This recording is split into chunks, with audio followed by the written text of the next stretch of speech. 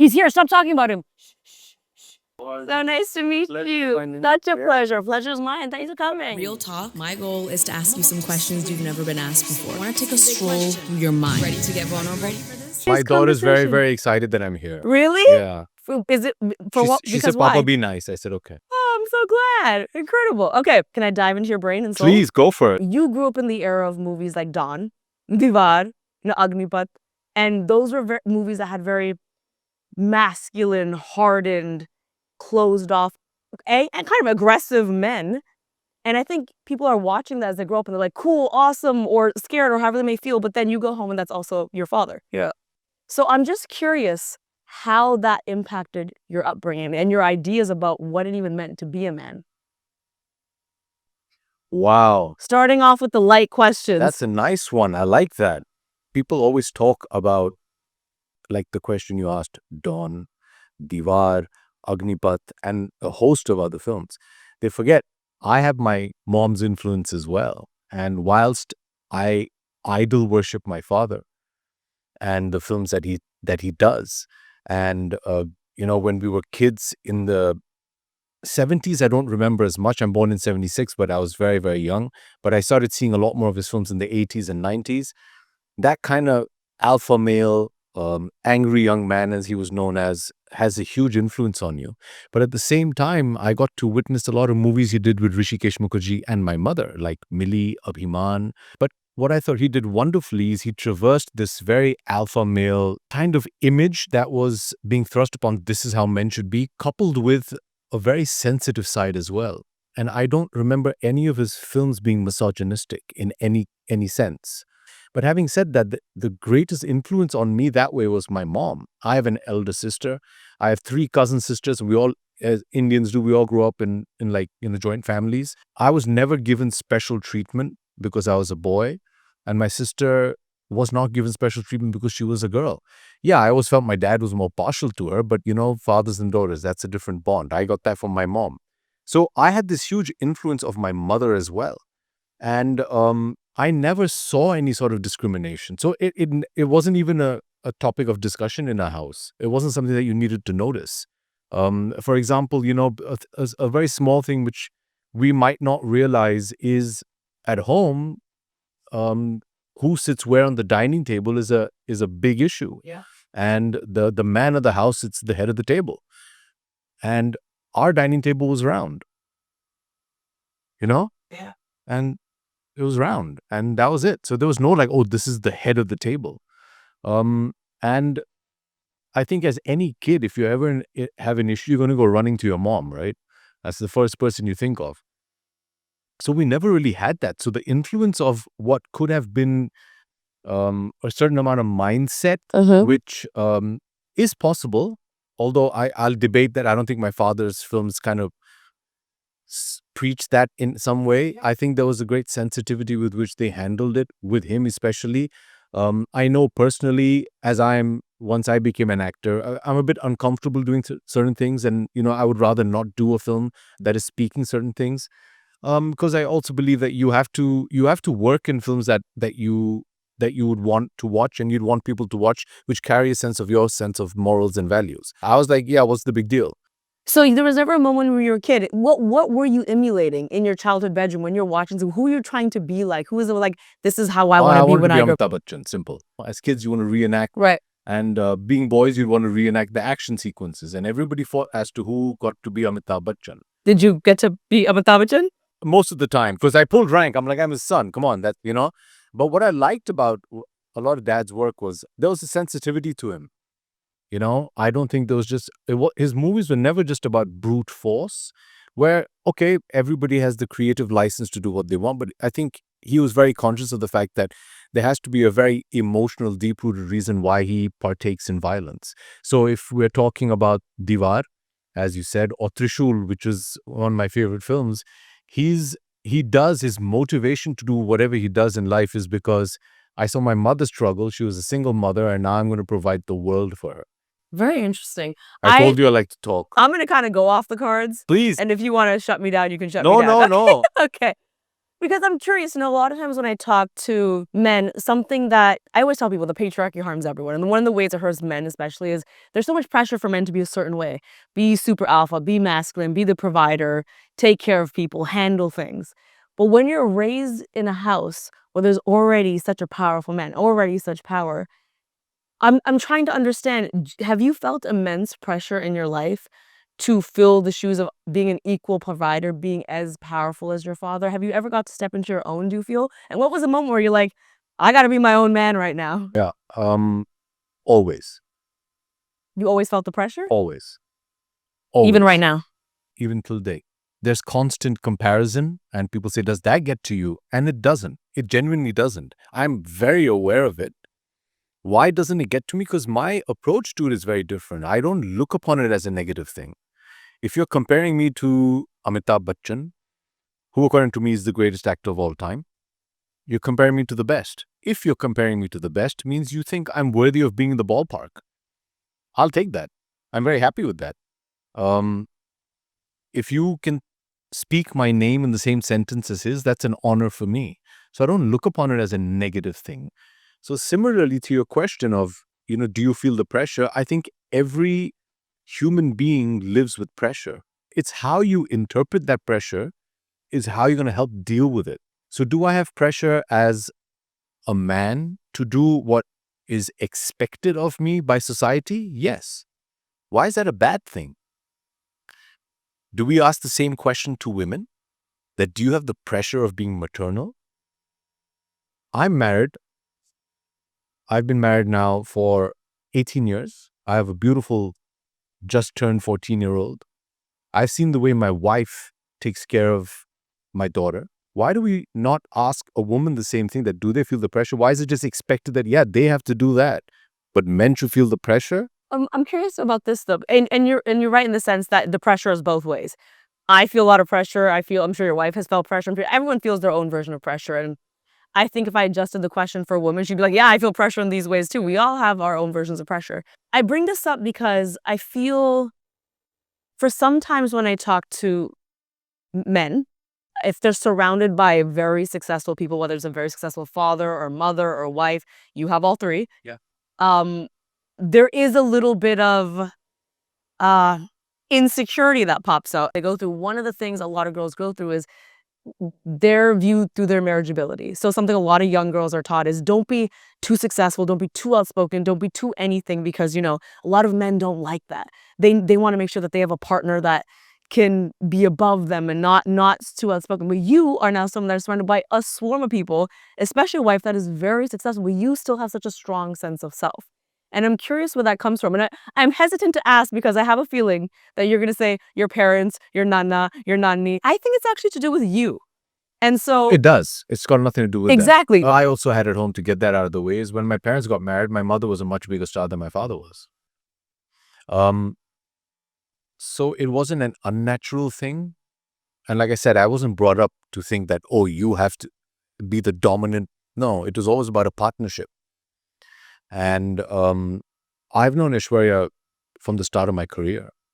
And we've worked from this. I mean, the second film I ever made was with her. And she's the one actress that I've worked the maximum with. And the majority of those films were done before we were married. We weren't in a relationship together. We were just buddies. We were always friends.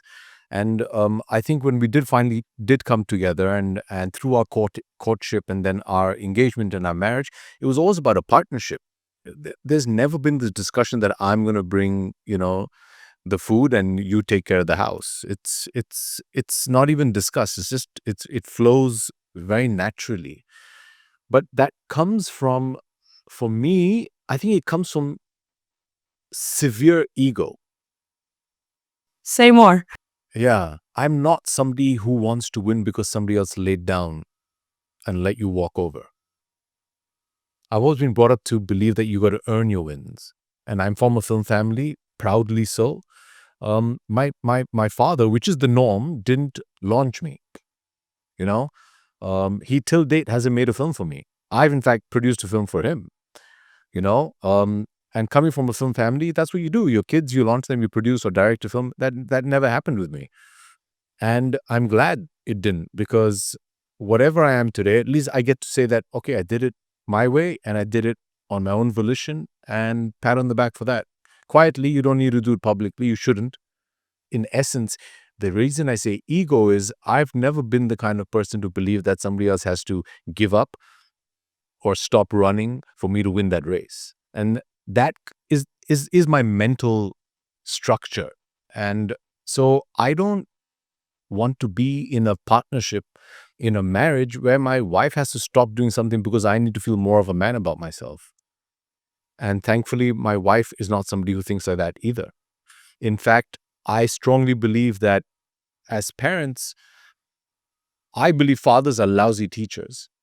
Say more on that. Yeah, I think fathers are lousy teachers because I think our emotion gets in the way, and we kind of don't have that sensitivity chip that women do.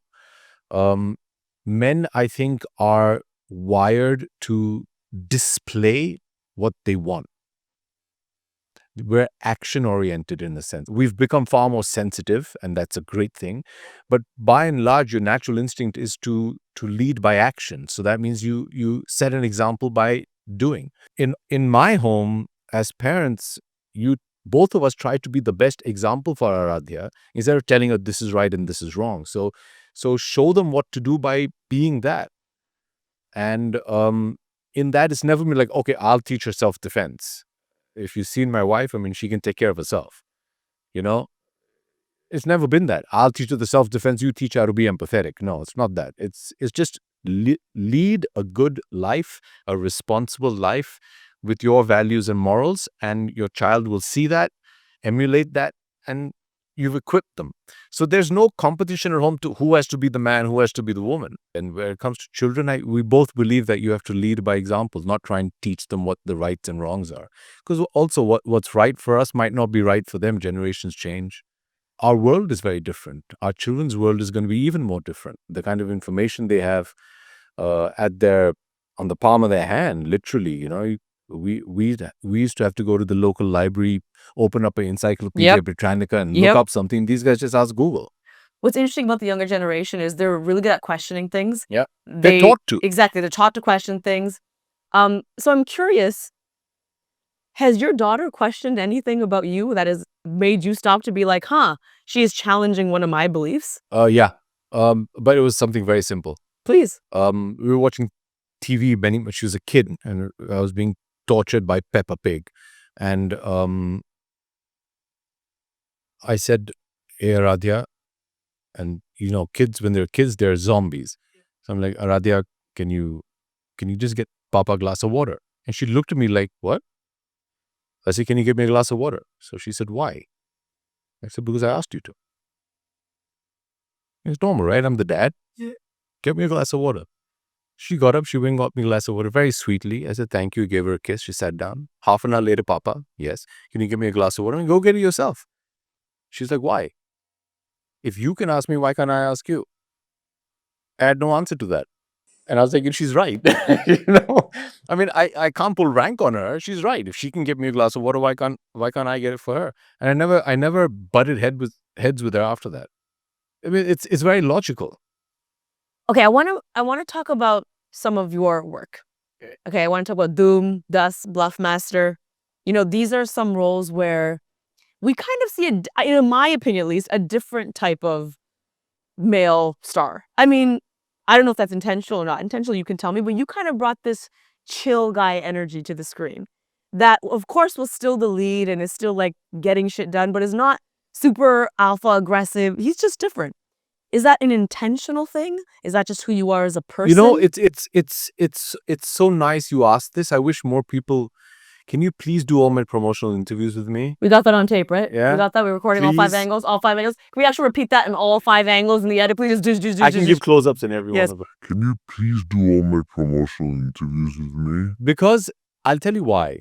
We forget as film actors, especially in our industry, an actor should have the liberty to choose work that attracts them, not what is expected for them to be the number one actor. It is an art form. We forget that. And in essence, you do films that you're inspired by or drawn to, that connect with you. So I guess the answer to your question is the kind of person that I am, I think these subjects just kind of, they vibed with me. I'm like, okay, I get this guy. I get this guy. I like what he's trying to do and say. I like what the director's trying to do. So I just kind of gravitated towards that. I think the first aggressive role that I played was in a movie called Yuva, which is directed by the great Mr. Mani Ratnam. And I won a lot of acclaim. I won my first ever award for that. And there's this one beautiful line that Anurag Kashyap had written, which I love. He says, "Suar gu khana chhodta nahi," which means a pig will always eat dirt. He doesn't know anything else. I don't know anything else. I don't know what else to do. Help me change. And that kind of humanized him for me and justified that here's a guy who just doesn't know any better, but he's trying. So that was the only time I think I would say I played this very overtly aggressive, unjustified kind of character, but that last scene kind of justified it for me. When I was training in acting, I went to a British boarding school, and then I went to Boston University to study acting.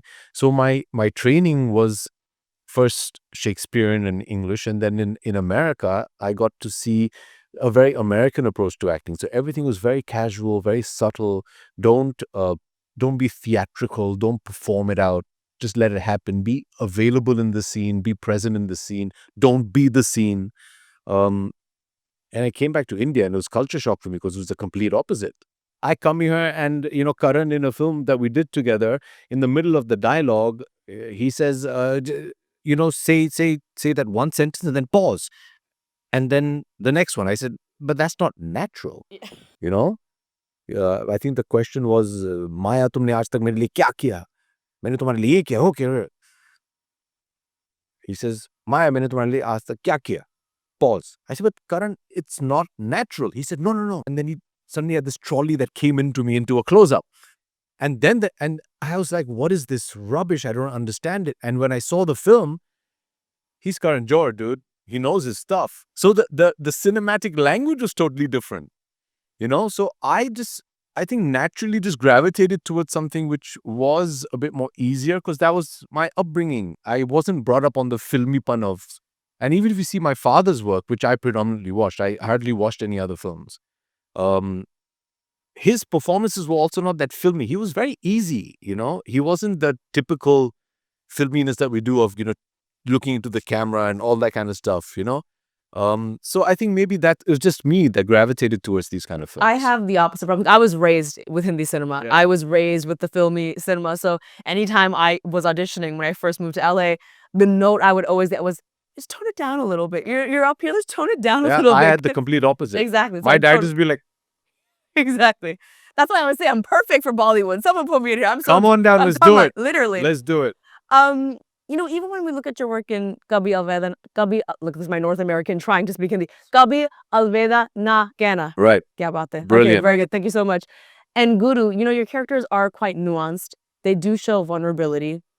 And I'm curious, this is a genuine question. I've never worked in India. I have worked quite a bit in LA, and I'm curious what the difference is.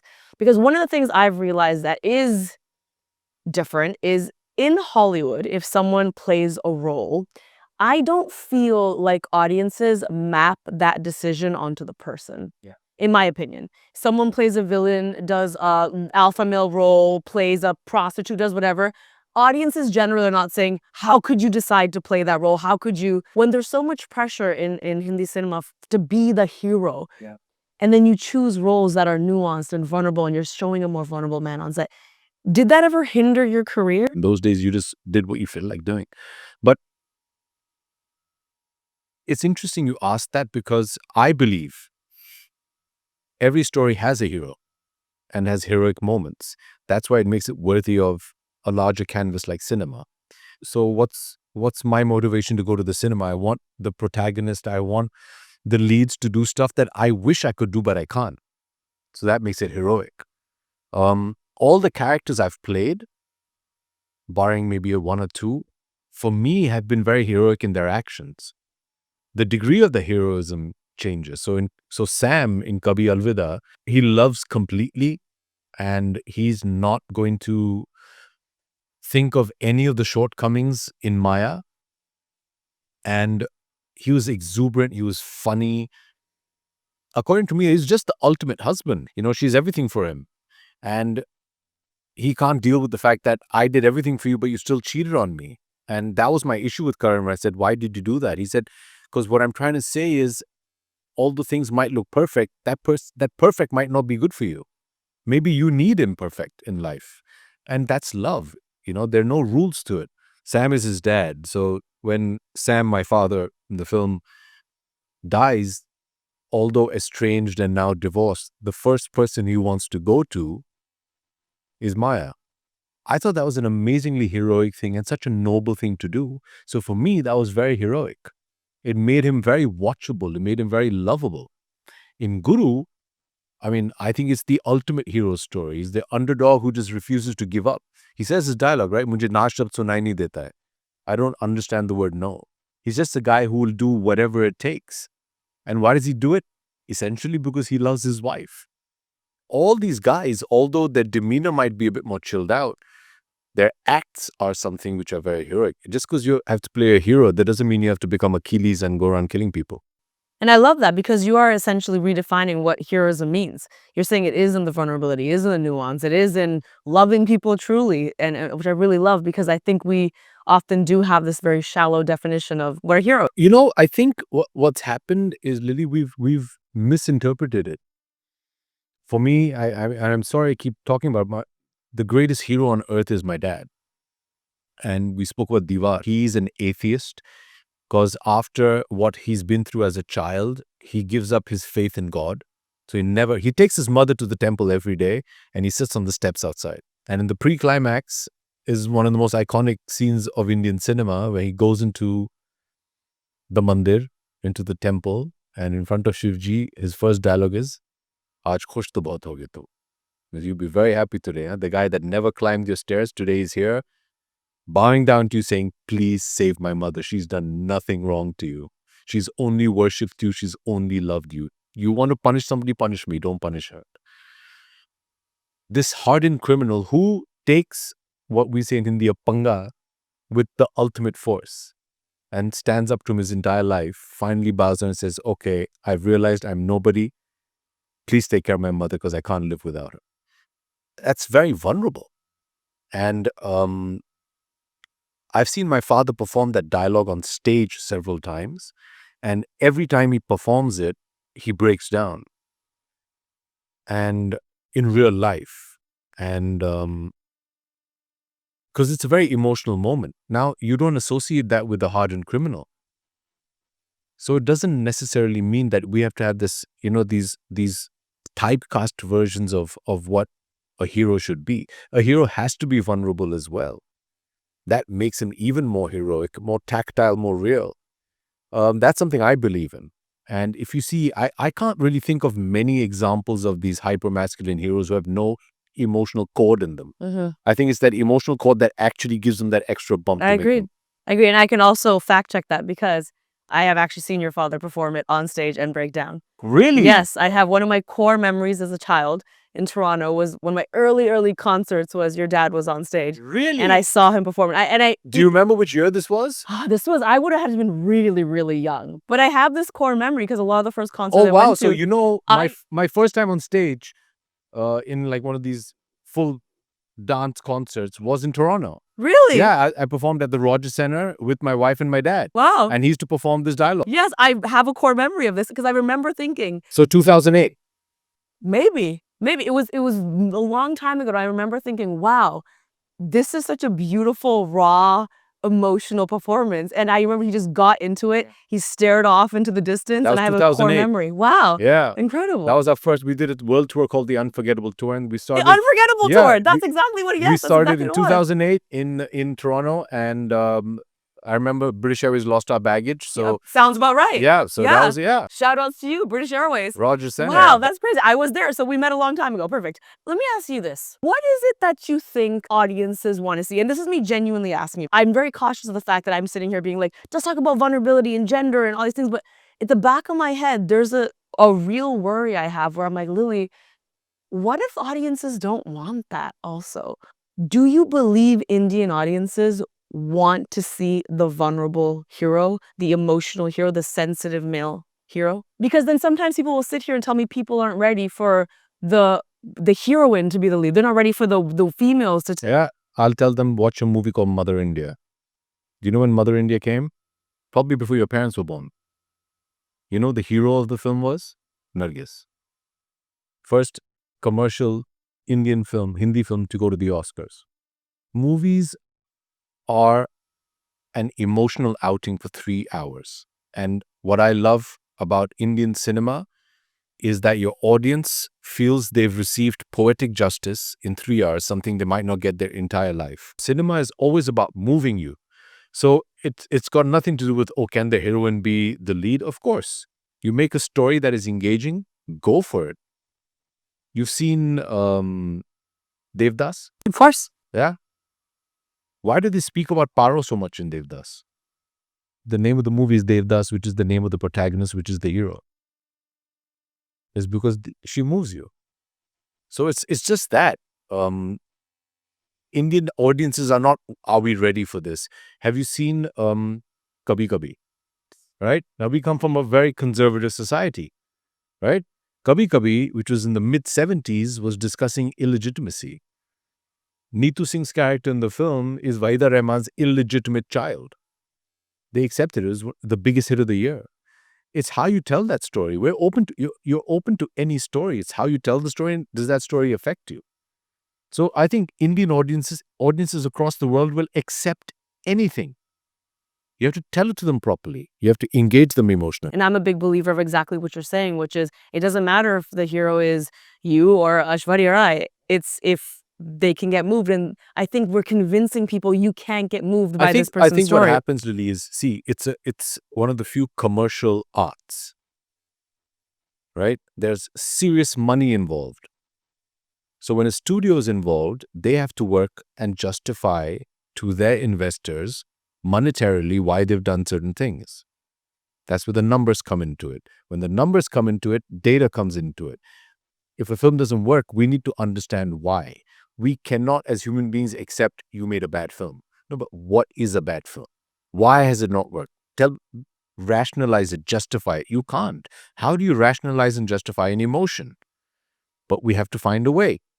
So you put it down in numbers and you put it down in data. And the minute we start following data to dictate what creativity should be, you've done, you're finished. And the minute you start doing that, you need to start justifying. And that's where we put in all these things. And every time we have all these rules written down, a movie comes about and smashes those rules completely. That's what it is. So I think this is more just the industry's way of trying to understand what's going on. I don't think it makes any sense. What we're doing is to let people go into a different world, see a new perspective, understand their perspective a little better. And when you start measuring that up against box office and this and that, it's counterintuitive to what we're trying to do in the first place. I'm going to switch up the vibes for a second. All right. A quick second. Is that cool? Okay, yeah, all please. Right. This is very simple. I'm going to give us a prompt. You're going to write it down. You're not going to show it to me. And count to 3 and we're going to reveal them to each other. Okay? Okay. So the first one is, I'm often told I'm too. Oh, God, I'm told a lot of stuff. Me too. I'm like, how much space Which is one on do I this board pick? here? All right. I've Are you been a ready? very boring one. It's okay. Ready? Yeah. 1, 2, 3. Facetious. You're too facetious? Yeah. Who says that to you? My family. I have loud. Loud? Really? Yes. I get that at times. Yours is, I'm impressed you knew how to spell that. I'm not going to lie. I thought it said FaceTime. I'm like, you're too FaceTime. I'm panicking saying, did I spell it correct? I'm dyslexic. No, it looks good. Bani, hello, sir. Okay. He's just a humble guy, just using his sleeve. Get on with it, Let's right? go. Yeah. Why are we wasting Amazing. time? All right. You're not loud. First of all, every time I'm on First set, of all, the sound person's do like, they know what your surname is? that's what I'm saying. It comes in the blood. Exactly. But I think people generally. I'm quarter Punjabi, by the way. Are you really? My father's like, my grandmother was a proper Sikhani. Okay. That's how I feel the vibes Yeah, from you. see? I do feel the vibes So from you. Bengali, UPI, and Punjabi. I knew I liked you. Okay. Something you always get asked to fix. Oh, God. 1, 2. Yours is going to be way cooler. 1, 2, 3. Let's see it. Everything mine is stupid family drama. Sorry, mom. Only because, well, first of all, why do you say everything? Because Look, I live in a joint family. I have two aging parents, and suddenly my mom's like, "Can you come fix the TV? It's not working." I'm like, "Have you tried turning it on?" Oh, Okay, next one. How many minutes of warning do you need before someone shows up at your house? Like a guest is coming over, how much? you have to come over. Oh, I would love to come over, sit at that round table. All right, ready? 1, 2, 3. 0 minutes? Yeah. Bang, ready. For real? You gotta come to my house. So be honest with me. When people come over, do you do anything to prepare for them? Everything. Do you? Yeah, I'm very house proud. Really? Very, yeah. I'm very particular about is like the lighting correct and is the furniture and the cushions puffed up properly, is the food You puff the ordered. cushions? Yeah, yeah. You puff the cushions? Yeah, yeah. You fluff them and do that thing with the thing in the Yes. middle? No, not in the middle. Depends which room you're in and Okay. what the decor is.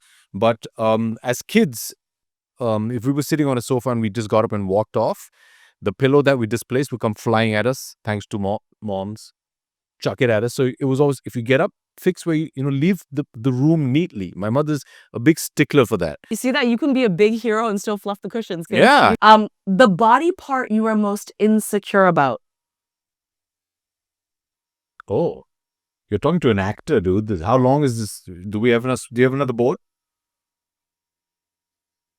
Mine is very particular. I'm an actor. We're insecure about everything. Yeah. And I'm a woman. I immediately put something down. Yeah. Okay, 1, 2, 3. Stomach. Yeah. Mine is my knees. Really? Yeah. They look good. No. They have faces in them. Yeah, that's because we all busy. But I think when I first started, the emphasis was so much on body. And I always felt that this is the most important muscle. But at that point in time, when I came into films, this was the most important muscle. So, Do you still feel that pressure now? no. Have you seen my last 5 films? No. I'm the one who's putting on weight for the films. How often people tell you to smile on the red carpet?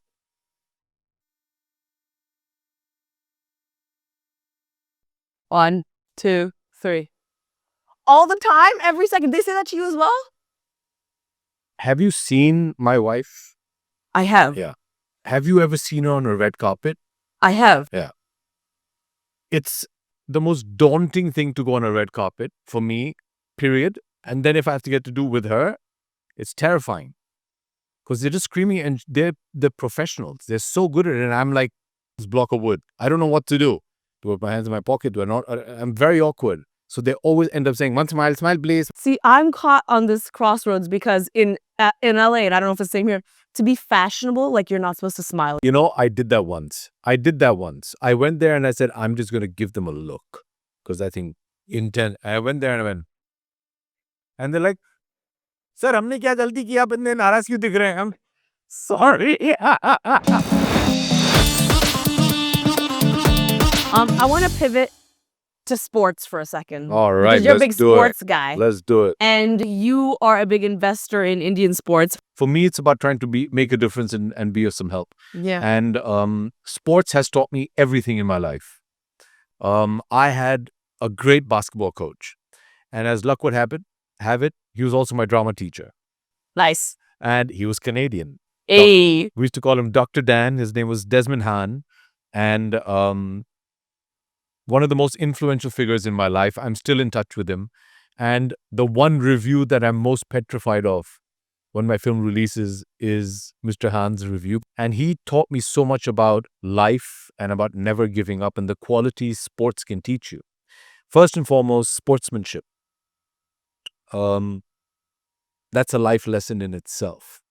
To be fair, how to be sportsmanly, what you need to do to show grace in victory, to show strength in defeat. You're down 2 points, 3 seconds on the clock. It ain't over, man. Somebody's going to go out there, hit that 3-pointer, and you're going to win. So never give up till that final whistle. When to play defense in life, when to play offense in life, how to lean on your brothers and sisters and your teammates when you need help it teaches you that although, like in boxing, inside the ring by yourself, but you also need that help of your brothers and sisters that walk shoulder to shoulder with you. Everything about sport can teach you so much about life and so much about when you're stuck in a particular situation, there's so many times when I go back to some of the teachings that he used to tell me and think about what would I have done had I been playing a game. So for me, sports has been one of the greatest teachers. So I've always wanted to do something with it. And I pay a lot of attention to a lot of our grassroots programs because I feel children should all be playing sports. It means the world to me. And I just think it helps equip us humans to just deal with life. I really believe in investing in sports, particularly, I will say, women's sports, for all the reasons you just said. This is amazing. Yeah, for all the reasons you said. And even when I go into the most remote parts of the country, every corner of the world, I've seen firsthand, especially with kids, especially with young girls, the positive ripple effect that sports can have. I've seen girls in villages say that they have curbed child marriage because of sports. They learn how to speak up for themselves because of sports. I've also seen firsthand that things that I consider simple things can be hurdles. People not wanting their daughters to wear shorts can inhibit them from playing sports. Them not wanting to play outside publicly can inhibit them from sports. Them not wanting to play with boys can inhibit them from sports. So yeah, I have a different view on that. Do tell. Yeah, so I think sometimes we get very skewed culturally. Mhm. Let's take, for example, football, which you all unfortunately call soccer. All right? Football is a British sport, which has then gone to the world as the British Empire spread. They went around playing everywhere. It's the beautiful game. It was originally played with a particular uniform in mind, which has evolved over time. I don't see why that has to be the norm if it doesn't culturally fit in another country. If you're playing in another country, I think culturally we have to be sensitive to what is desired over there. You might go to certain countries where women are not comfortable wearing shorts and half-sleeve shirts. That should be okay. I mean, it's at the end of the day, it's how they're going to play the sport, not what they're going to play the sport in.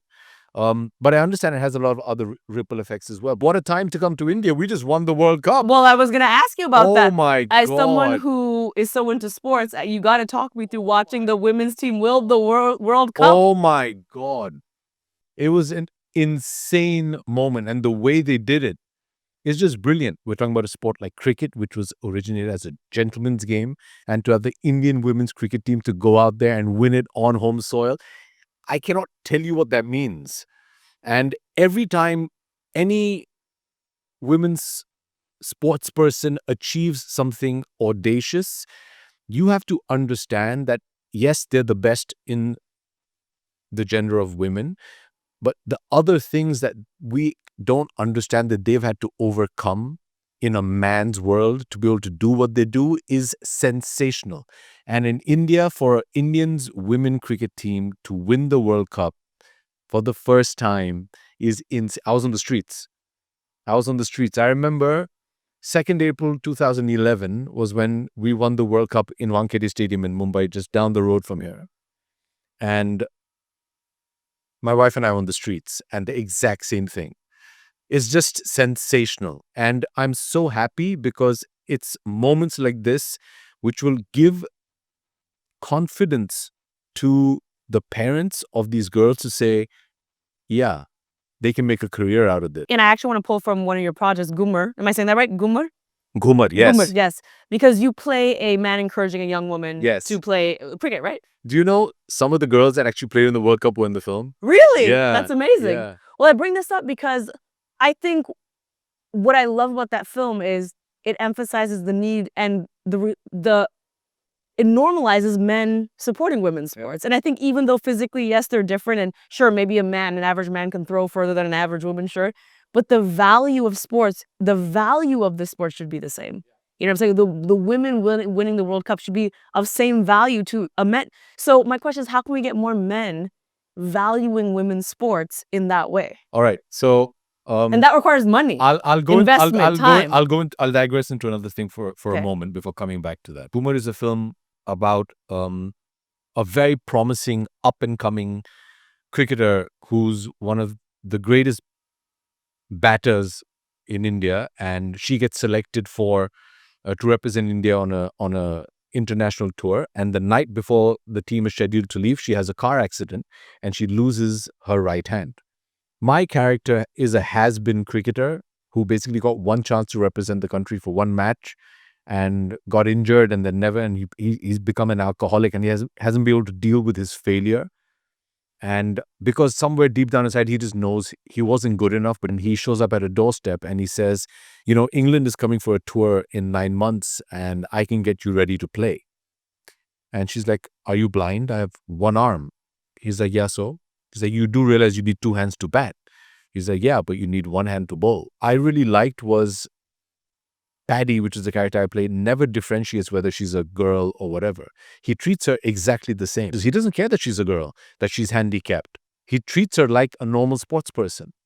And he, at times, seems to be coming across very harsh, but he's not. I also feel that's kind of an attitude we need to have. First, we need to stop differentiating when it comes to a discipline. First mindset we need to change.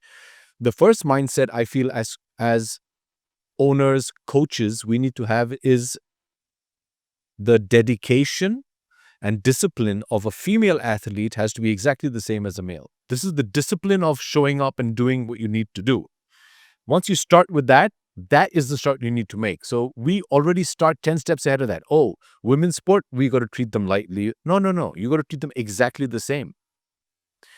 What they're able to do and are capable of doing, that is secondary. So the first attitude that we need to change world over is that, are you willing to do what it takes to achieve the best version of you? In most other sports, I don't personally think it's the women aren't dedicated or it's that they don't have the resources to fully dedicate to that. Fair enough. So if you're not being paid an amount that actually lets you be fully dedicated to that thing, when you're getting paid $100 million, I think it's very easy to be like, this is every second of my but day. that hasn't happen overnight.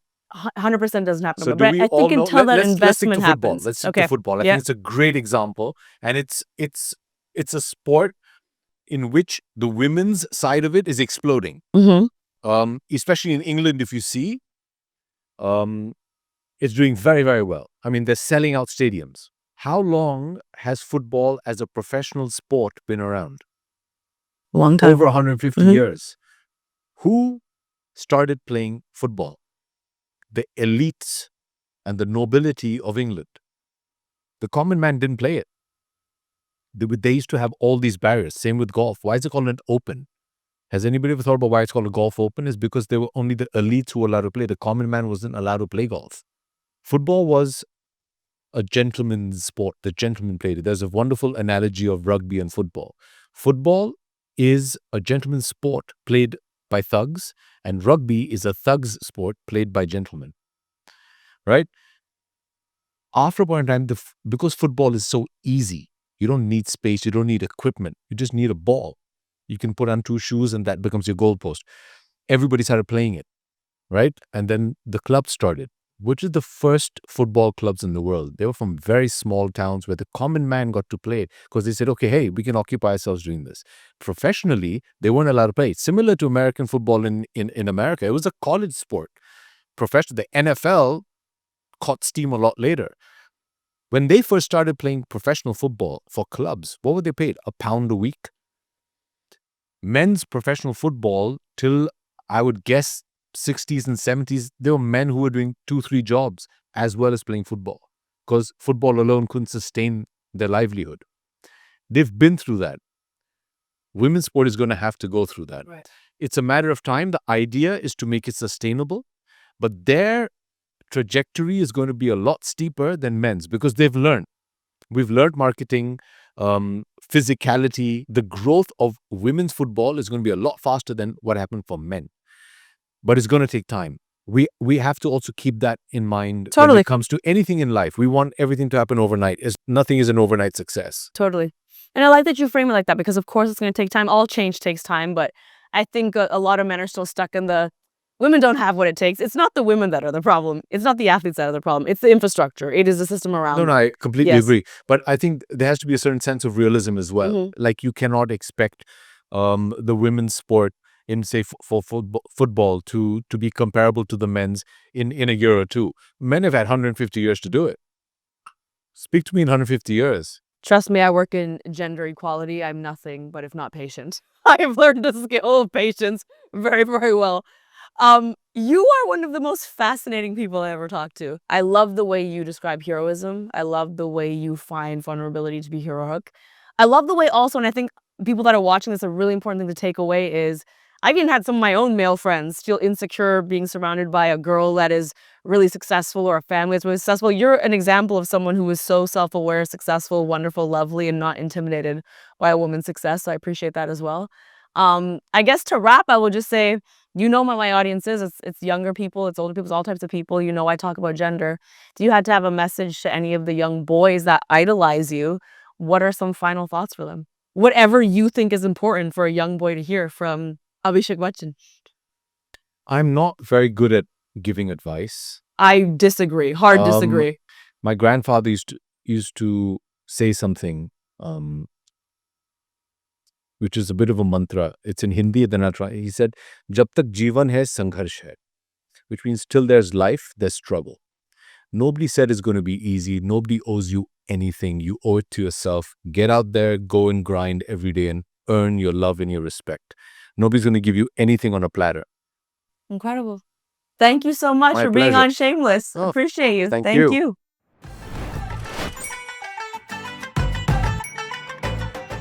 Subscribe because it's the right thing to do for this conversation.